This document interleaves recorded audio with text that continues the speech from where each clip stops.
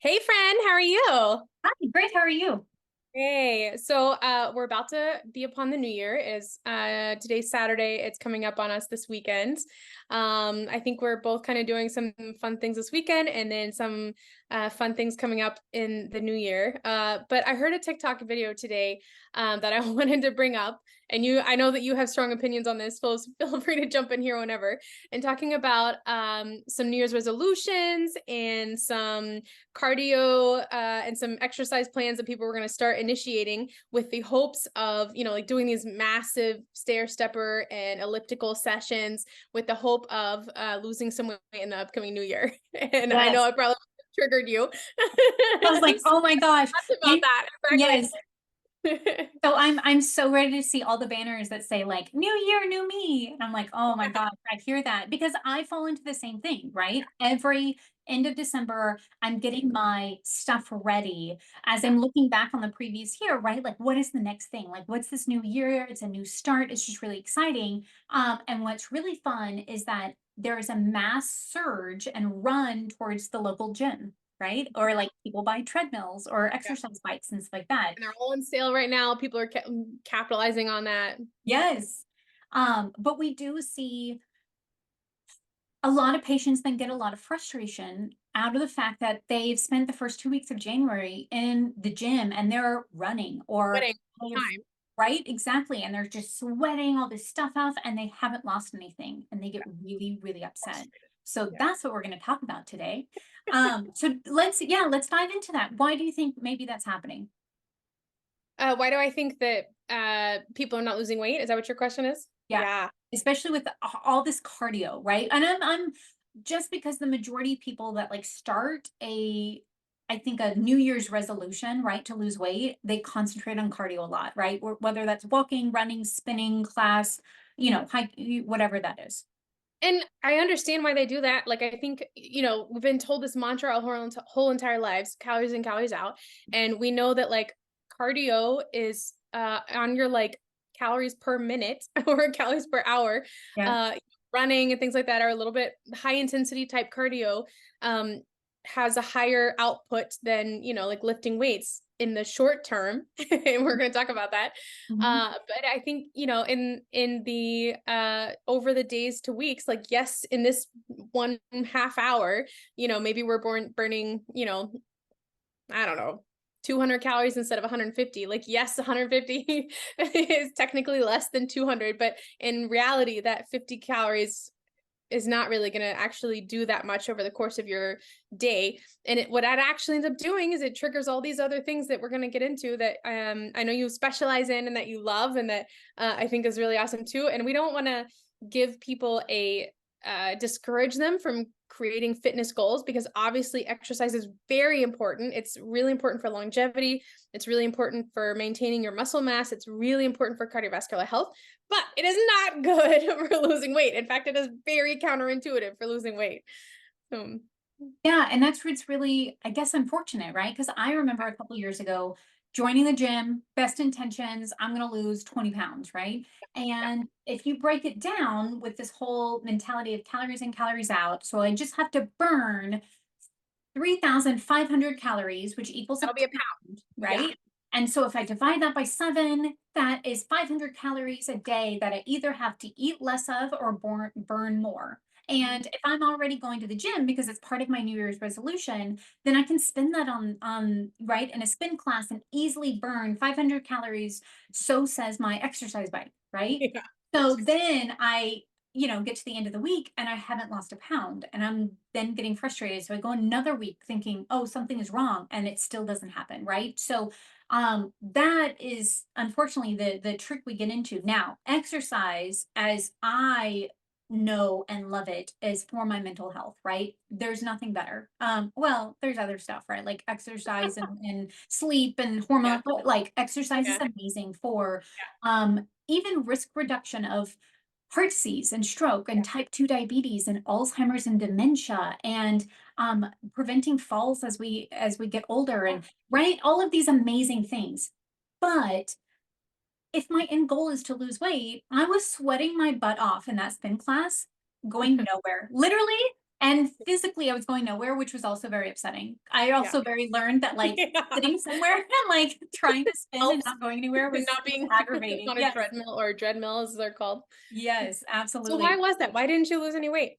A lot of that I think ties into my compensatory metabolism, right? And what I mean by that is my basal metabolic rate, or my base rate that my body burns of calories of just living, right? Like whether that's sleeping, not moving from the couch, breathing in and out, all that good stuff is a set number depending on your metabolic rate, right? Yeah. Then I learned that you have maybe another 10% of your calories out that is from digesting the foods that I intake. And then another 10% might be from the exercise. But a majority of this is from the BMR portion that I really didn't have a lot of control over at that time because I didn't understand it. I didn't know what it meant. How can I increase that, etc. And I was concentrating on the last 10% of exercise Yeah. and trying to override everything. Well, at the time I was in my life, my stress was very high. So the problem and the more intricate, detailed answer of this will come in later episodes because we're going to talk about adrenal dysfunction, right? Cortisol, stress hormones, Yes. the fact that I was trying to do really high intensity exercises, which was doing more damage to my cortisol and adrenals than Yeah. actually helping, right? Because there's a difference. Like I might really help with my mental stress and like get all that junk out and like I'm just so Right. frustrated, right? It really helped with that. Right. But my body was also freaking out because I was constantly under more physical stress than I was used to, Yeah. and my body was not right being able to Yeah. compensate for that. And so it would hold on to a lot more fat when it feels stressed because it doesn't know, are we stressed because we're under a potato famine, right? And I have Right. to hold Right. on, or is Right. this the stress that Dr. Soleil is Right. making of her own, Right. right? And so the Right. body's like, Right. I don't know, we're just gonna Right. hold on to all of this adipose tissue. Right. So Well, that's a and huge portion too. yeah, well, and kind of going on to that, when you're talking about BMR, so this doesn't technically fall into BMR, but it is another huge component that is like basically, um, I shouldn't call it basal resting rate, but so there's this something called NEAT, non-exercise activity thermogenesis, and it also contributes a huge portion of the amount of expenditure that we have throughout the day.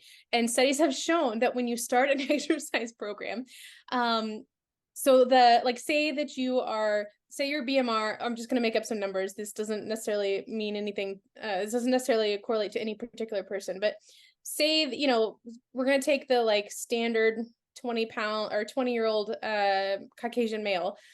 Say it's a 2000 calorie diet, or say it's 2000 calorie burning throughout a 24-hour period. And say the BMR, I don't know, is like 1300 calories. And then say your exercise is another 1 or 200 calories. The non-exercise activity thermogenesis makes a huge component of your calorie expenditure throughout the day, and it is not exercise. It is just the fidgeting and the movement, like as I'm sitting here talking with my hands and things like Mhm. that. And it's like all of those non-exercise little movements that our body does. And the other things, and we can talk about this later, that also factor into that are totally variable and are not our BMR.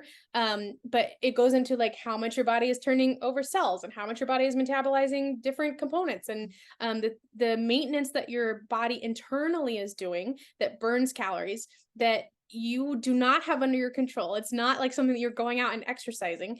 And studies have shown that when you have an uptick in your exercise, meaning like your intentional cardio, like your intentional getting on an elliptical, studies have shown that when you increase that, your NEAT goes down involuntarily. So the rest of your day, you are less fidgety if you worked out really, really hard. And this is totally something that you can't necessarily control, like just the amount of like, even if you go to like pick up or open a like your refrigerator door, and you maybe do it with like less muscle activation and less bigger, and that's not something that you really can like in like cause control. It's something that's just like happening, and you also cannot control like how much you're internally like turning over cells and you burning calories to do all these functions inside you that you don't have under your control. And so if you, I'm not saying that you shouldn't exercise, because obviously exercise is super important for many, many things, but focusing on exercise, especially cardio, and we'll talk about other alternatives in a little bit, but focusing on cardio is going to decrease your NEAT throughout the rest of the day. And you're not necessarily going to have an increased calorie expenditure, even though the science bros are going to tell you just need to like find 500 calories and while you're at the gym, and you'll guaranteed to lose a pound over a week. And you and I both have experienced this over and over and over and over. And anyway, I just like, my heart goes out to anyone who's like thinking about this and like, how can we like help prevent you from starting this journey and failing? And not, Right. I'm not saying that you're gonna fail, but you know, like let's be more intentional and more successful. That is what we want. Yeah. Anyway. Yeah. Well, so the other thing I found really frustrating too is when I was doing all of that cardio and I was really hitting the gym hard, was I became more hungry Yeah. without thinking about it, right? Even though I was trying to eat less and work out Yeah. more because calories in, calories out. And Yeah. all of a sudden, again, without my Yeah. like knowledge or like trying, I was like snacking more because I was Yeah. constantly hungry because I'm burning all these Yeah. calories and my body's freaking out, right? Now, Yeah. what I've switched to is trying to concentrate on strength training, right? Mhm. Because if I increase my lean muscle and I get more muscle and um the just muscle in general, right? But like I'm talking more skeletal muscle. Yeah. And if we can increase that lean muscle mass, it increases energy, your mitochondrial output, which is going to increase your basal metabolic rate, right? And so now all of a sudden you're burning more calories. If you're stuck on this calories in, calories out thing, Yeah. and you're like, well, how can I burn more calories in a more efficient way? Yeah. If you increase your muscle mass, right, by strength training, you're going to get more bang for your buck, right? Yeah. Now, if I back up, what do I need to actually increase my muscle mass? And that's protein. So a Yeah. lot of this too is the other component or the other side is calories in. Like, what are we actually eating? And are we actually eating nutritious food? The Yeah. other key component when I was stuck in this whole, oh my God, I'm gonna go to the gym and I'm gonna like spin off all of this weight. I was in med school, right? And so Mhm. do we have time to cook for ourselves? I mean, No. theoretically, you know, we should have, Yeah. like, because our professors told us all the time, make sure to take care of yourselves. But in reality, I was eating a lot of ultra processed foods. Yeah. And Same. that's what a lot of people are getting, I think, stuck in, right? Is there's a whole nother component of why do we find that there's an obesity epidemic, and it's not necessarily because we're not hiking mountains or running Right. marathons. It's Right. because what we are fueling our body with is not Right. ideal, and that's unfortunate because the un or the food that is not as nutritious is more easily available to the Yeah. majority of the population, especially those in food deserts, right? Yeah. And so now we're creating this massive problem that people literally cannot avoid and cannot get rid of. And so that's a whole nother, right? Like, Yeah. oh my gosh. And I was like, Yeah. A once I whole learned other that, I'm episode. like opening up Pandora's box, Yeah. right? Yeah. I'm like, well, no wonder I'm eating cereal, right, for Yeah. breakfast because breakfast is the most important meal of the day. And then for lunch, I was like, oh my God, it's super quick. So I made a sandwich, right, on Yeah. this like crazy ultra processed bread that I found at the Yeah. grocery store. And then I'd maybe run through the drive-through for dinner. Yeah. Yeah. Or sometimes I'd make one of those like meal kits or something like that. But again, it's ultra processed, Yeah. high starch, Yeah. high carbs, crazy amounts of white flour and sugar Yeah. everywhere. Um, Yeah. and then You were like, like describing my diet in med school. right? I was like, and then I'm addicted. And Yeah. because Yeah. people, it's a true food addiction. And so now I'm eating all this horrible stuff because it's ultra palatable and they have Yeah. designed that way, right? This Yeah. food that is delicious. And I think about it and I Yeah. crave it. Now I have food thoughts all the time. Yeah. Then you add on top the fact that I took a spin class in the morning because I'm Yeah. trying to lose weight. And now I'm Yeah. even more hungry. So Yeah. it was awful. Yeah. Well, there's some studies. This is kind of this is not really related to exercise, but it deals with stress overall, which is like, exercise is a physical stress. But there's some studies where they took people who were well rested and not under stress, and then they took people who were sleep deprived and or had life stress. And the dopamine release in their brains from being shown food. So Yes. some of these studies are where they do self controls, which our audience may or may not know what that means. But this isn't just like a variation between like a fat person and a thin person. These are like taking an actual person that is lean, putting them when they're in like a normal healthy environment, showing them pictures of vegetables or carrots or cake or a cheesy cheeseburger, and showing them these different foods and then mapping out the dopamine response in their brain, Yeah. and then sleep depriving them, so that now we're not comparing like two different types of people. We're comparing the same person and the same images, but the difference is the environment and the situations that you have just been in, and their brains respond and crave more to those environmental exposures of these ultra processed, high fat, calorically dense, high fat and high carb foods Yeah. that normally they wouldn't be as susceptible to. And so, it's great that we can have like all these gym bros who have, 4% body fat, and who are just like, well, just like, don't eat that. Like and they think that they're so holier than thou and that they're better than everybody because they've just chosen to eat well. And that's great. And oftentimes, yes, I do applaud their hard work and everything else, but there's a difference between someone who is working two jobs and who has, a baby or a toddler that keeps them up all night, and who has gone through a huge life change, or is in grad school, or is doing all of these things, and they're living in an obesogenic environment and being exposed to, driving, I don't know what's like I don't know, like driving down the road past an In-N-Out or a Whataburger or a Chick-fil-A. I think those are probably like the regional Yeah. main main fast foods. And like driving past them, the susceptibility and the brain drive to, oh, there's some easy, I'm hungry, I need calories anyway, there's something that's easy. The dose response and the drive response, the difference in those two people, you cannot compare. And this gym bro who's like, holier than thou and judging everyone, has never felt what it's been like to have a brain that's experiencing those neurochemicals telling them to go towards these calorically dense foods that they know are going to provide a dopamine boost. So I mean, it's crazy. Right, right. Well, and I think this conversation just goes to show you there's more than just one aspect, right? And so Yeah, I think that's kind of taking us back around to the people that are really looking forward towards their New Year's resolution of yeah, I really yeah, want to lose weight, or I want to get healthy, or I want to do whatever. Now, we're not saying don't exercise. We're just absolutely. saying maybe don't put all your eggs in the Yeah, cardio basket. yeah, Right, which would be yeah, fair enough to say because there's so many other things, right? And we're going to get into that because we have to make sure that your stress levels are taken care of, that yeah, you're sleeping well. Are yeah, you eating well? yeah, How can we help you eat as well as you can with where you're at, right? It's all about meeting you where you're at because having those expectations of like waking up and having an omelet being made for you and then you are on your way to that'd be so work and nice. someone hands you a protein shake, right? Like Yeah, this just in my it's life, just that has yet to unrealistic. happen. Maybe I'm gonna manifest it, but Yeah, it maybe we're has going to yet win to the show up. lottery and be able to Yeah. afford that. So, but okay, so that leads me to do you and are you making New Year's resolutions?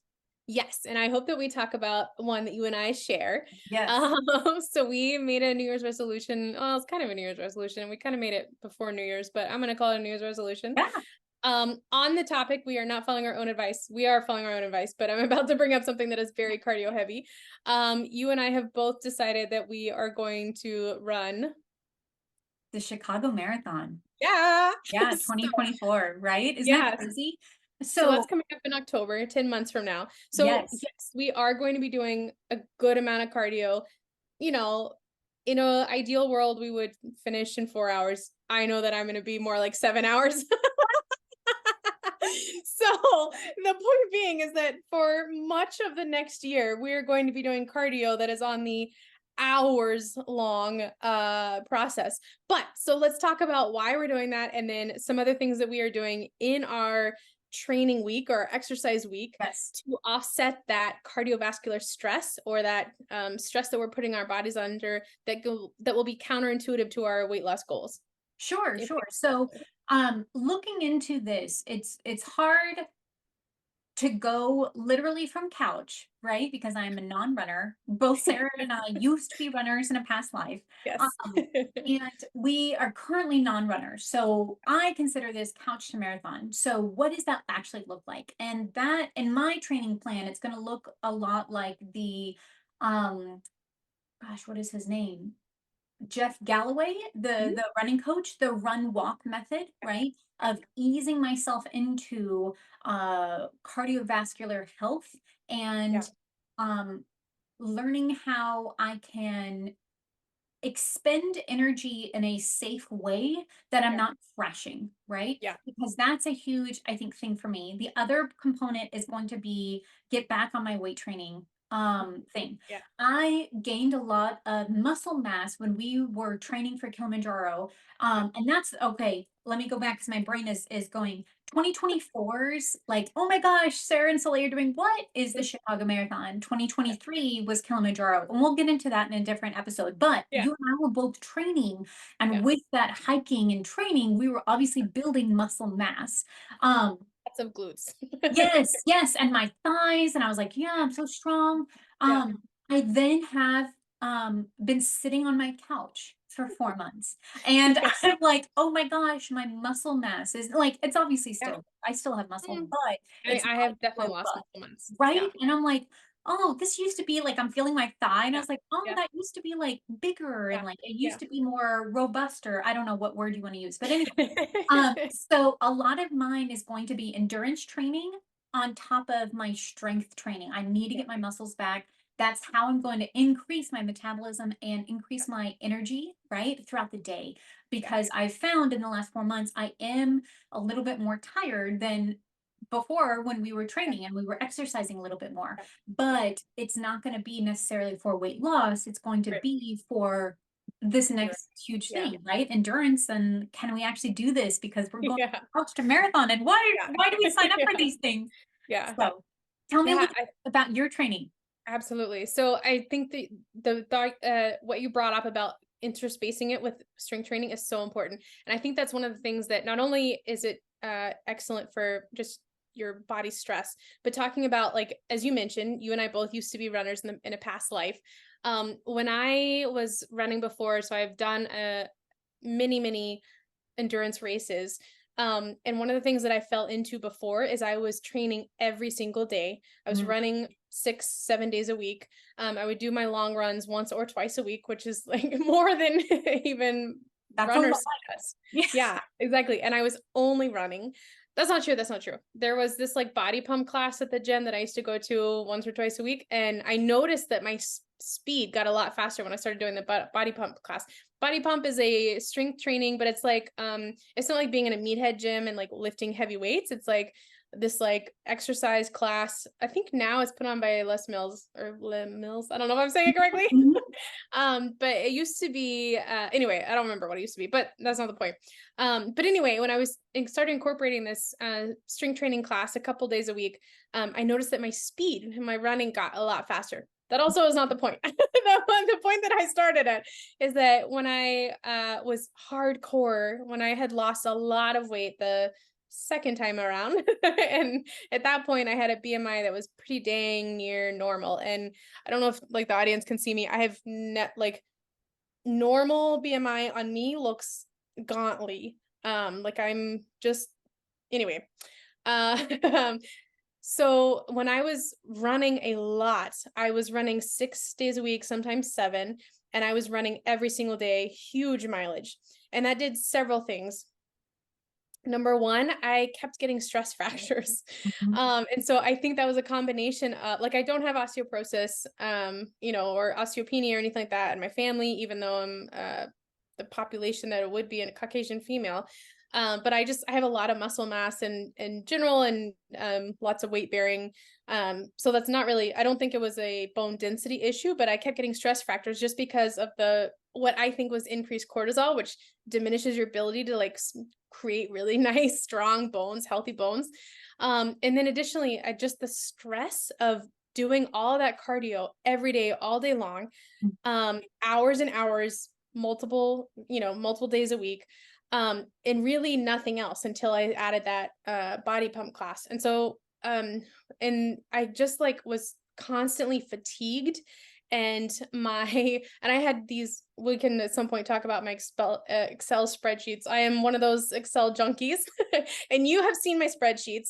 I Mhm. mean, there was a time when I was logging every single calorie, like if I chewed a piece of gum or had like a cough drop, those calories went into my stupid spreadsheet, and I was super hardcore, you know, bought hook, line, and sinker the party line about calories in, calories out. And I was like, okay, well, if that's all it is, if it's just a fucking math equation, then I will fucking do it, Yeah. and so like I was counting and counting, and people say like, well, if you're not losing weight when you're counting calories, then you're not counting them correctly. And I was like, okay, well, if I'm not counting them correctly, what do I need to do? And so I like modeled out this like factor that I was gonna like decrease what I was saying that I was doing. Like, for example, if everyone else burns 100 calories when they run a mile, I'm gonna do mine as like a factor of 0.8. And so I'm gonna say, no, I'm only burning 80 calories when I run a mile. And so, and I would do that until I would lose some weight. And then like I still wasn't losing weight. So then I would do it even more. And so and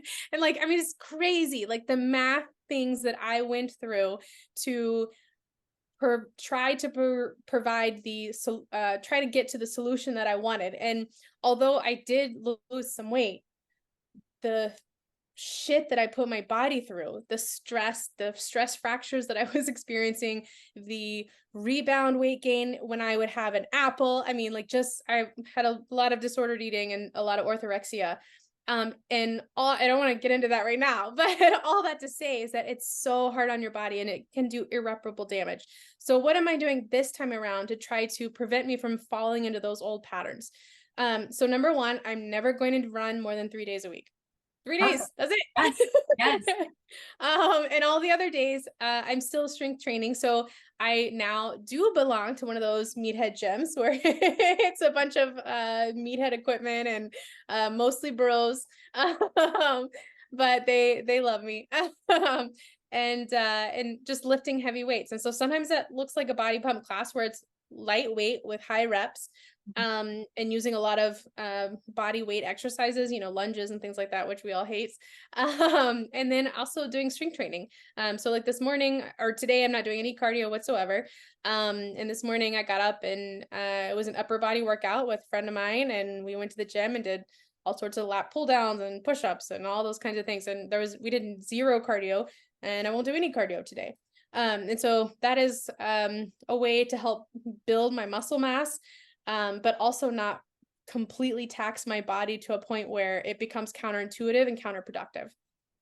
So, I love it. I love those goals. I love yeah. our New Year's resolutions. Yes.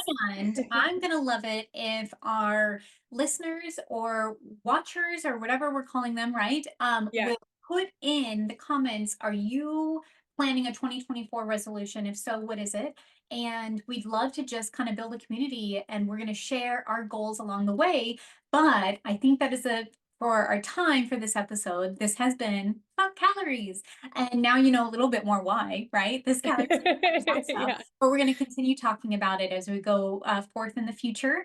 As Dr. Sarah has said last episode, all of this is about educational purposes only. So none of this is medical advice, but we're just going to talk as friends and support each other in our future endeavors. So, alrighty, we'll see you guys later.